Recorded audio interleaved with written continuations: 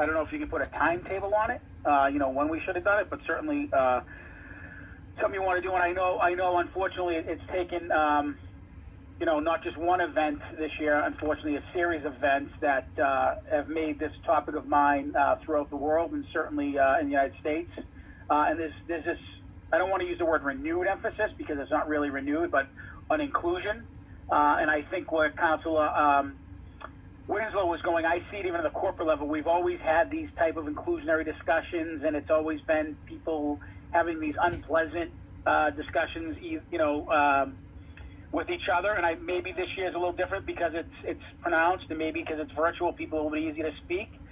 But there's a lot more work being done at the ground level, which I think Councilwoman was supposed to say, and just coming in and understanding what our key objectives are, and then building on them and looking, Council Murphy makes a great point, looking citywide, all departments. I'm 100% supportive of it. It's going to be a long process and a journey, and it might take more than one individual. You never know. I mean, that's the point, but I'm happy to support this. I appreciate the mayor's effort, and I look forward to further discussions on this. Thank you, Madam President. Thank you, Councilor Crowe.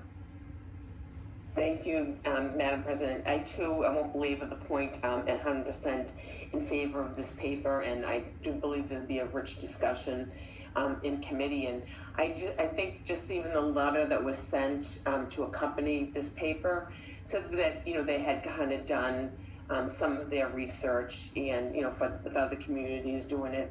And while I absolutely agree with Councilor Winslow, it will grow. I think putting it in with the mayor's office, the highest level, it makes the right choice. But I do think in committee we can have those conversations of what research was done, what are some of the other alternatives that communities do, and what's the best choice for Malden, where the price point is and what those duties are. So to allow someone not to feel overwhelmed, but to give them some concrete steps they can move forward and actually move our community forward. So I applaud the effort, and I'm 100% in favor of moving this forward as soon as possible.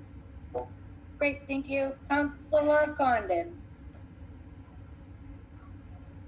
Thank you, Madam President. This